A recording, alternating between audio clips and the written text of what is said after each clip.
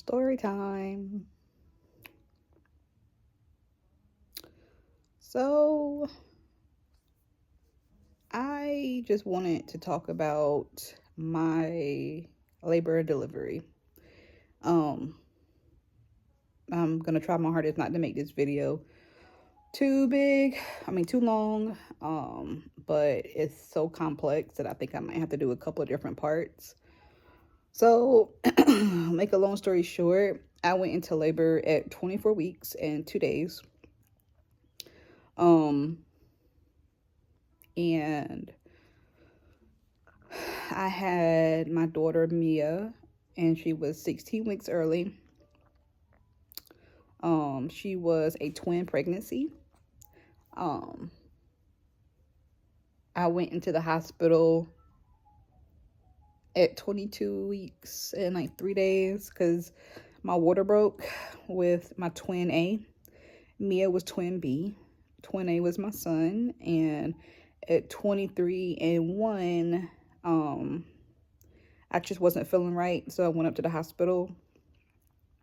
And mind you, his water broke when I was 23, 22 and 3. So a couple of days later, I went back up to the hospital. And that's when they told me that twin A no longer had a heartbeat, but twin B was good. So I found out that I had lost my son. And at that point, they were like, we're going to leave him in there because we don't want to risk twin B. And I thought that was crazy. But anyway, came home about an hour later, felt some really, really sharp pains that wrapped around my back. And when they told me that I would experience that I needed to come back to the hospital. So that's what I did. Got back to the hospital in just the nick of time, and I had to deliver him. And thankfully, they were able to clamp his cord, pushed his umbilical cord back inside of me, and twin B was still able to stay. It's called delayed cord something. Mind you, today is March the 8th, and this all happened back in August. So I'm not actually looking at like my discharge papers with everything on it. So excuse me if I sound a little unsure of some things. It was quite some time ago, and I honestly try to block most of it out. So anyway, so at 24 and 1, I was in the hospital. I had been in the hospital since I had him, and I just wasn't feeling well. And I knew that I was like, yeah, twin B, she's about to come. And sure enough, they came in to check my cervix, and my water broke, and they put her on the monitor, and I guess her heart rate was dropping. I really don't remember. It all happened so fast. And they were like, you want us to do everything in our power to save you and this baby? And I said, of course. And so they said we have to do an emergency section. So I delivered her via emergency section. So I had the pleasure of having a vaginal delivery and a cesarean. I was in the hospital about 8 days after I had her due to some complications with preeclampsia, and then I had abdominal, not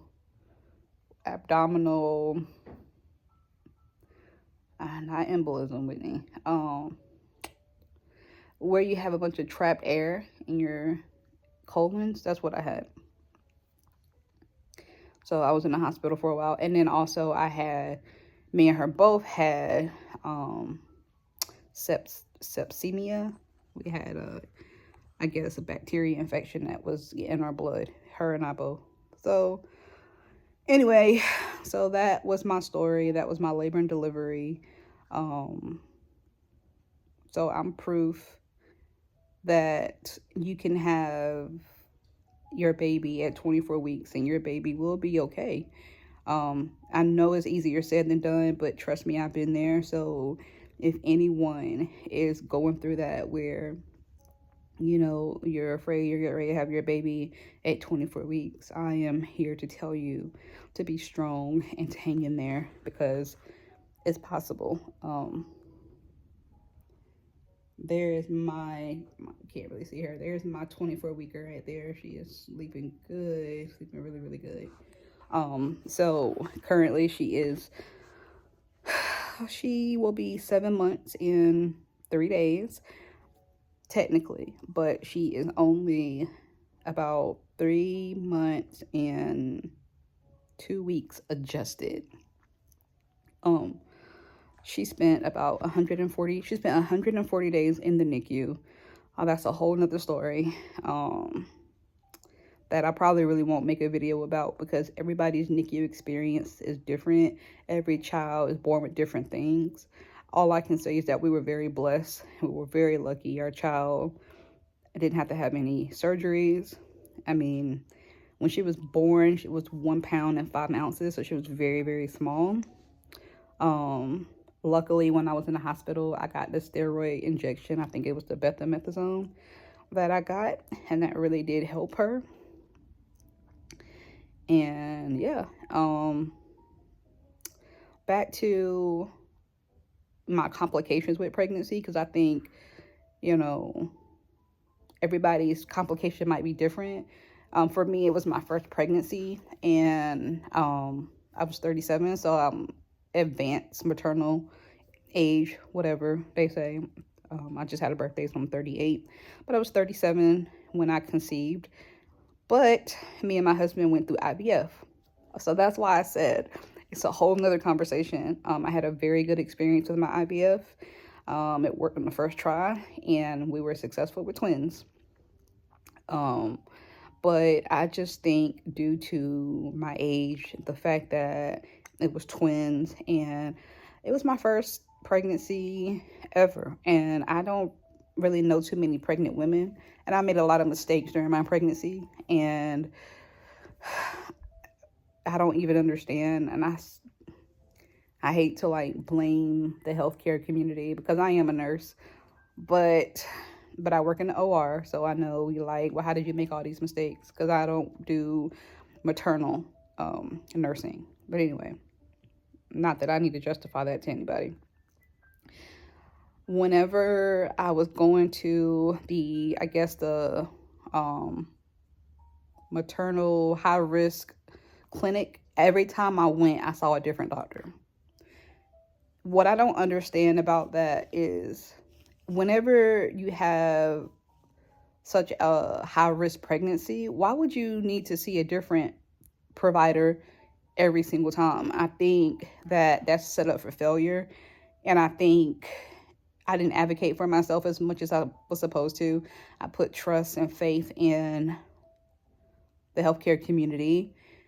But I will tell you, I kind of felt, when I transitioned from the IVF clinic to that clinic, I felt like once that happened, it was just downhill. And that's exactly what happened. When I was going to my IVF office, I was seeing the same doctor, same people all the time. So they knew my history. They knew. And then when I went to the high risk office, I probably saw about 4 or 5 different providers. So they see you for 5 minutes, 10 minutes, and then they're out the door. So I just feel like, had I seen the same provider over and over and over, I kind of feel like I probably would have had a better outcome.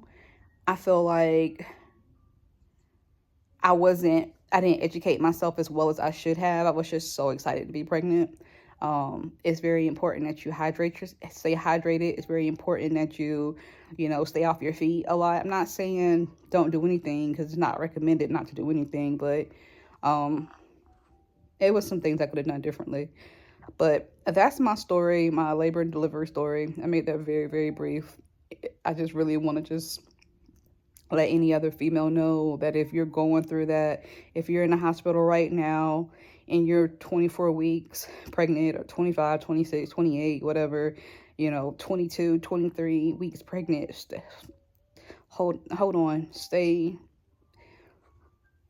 prayed up, stay positive. You need positivity around you. You don't need any negativity.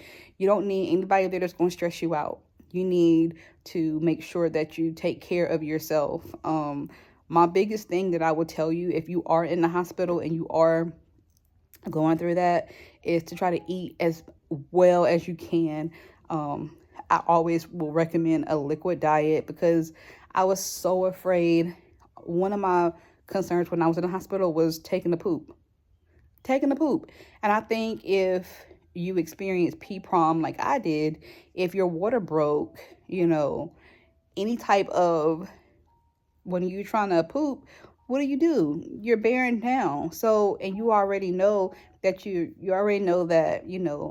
your baby, you ruptured your membranes. For me, I was dilated about 2 to 4 centimeters between the whole fiasco. So I was already paranoid, like, if I push too hard, what if I open up more? So I understand how you feel. I understand what you're going through. I didn't have someone there to tell me to relax and to just, I didn't have a good support system. I'm just going to put it out there. I did not have a good support system whatsoever. The only support system that I really had was me. That was it. Nobody else, nothing else. But yeah, so that was my labor and delivery story. If anybody has any questions, you need just someone to talk to, just someone to be positive. If you're in the hospital right now, please reach out to me. Your baby will be okay, but you got to take care of you, and you got to take care of him or her. And I know what it's like to lose a child. So I understand how you feel, because I was so paranoid, because I had just lost my son. And then, I was afraid I was going to lose my daughter. And by the grace of God, she is still here. She's a miracle. Yeah, as of now, she's a healthy baby. Of course, she's, premature. So, she's smaller than your average. She's extremely smaller than your average 7-month-old. My baby is about 10.5 pounds. She's small. But she's technically a 3-month-old. Even a 3-month-old, 10 pounds is small. Some people carry their baby for 39 weeks, 40 weeks, 41 weeks, and they birth a 10-pound baby. So, but anyway, that's a whole nother story. Just stay there, hang in there, take care of yourself, listen to yourself, listen to your body, listen to your baby, talk to your baby, and surround yourself around positive energy. You can get through it.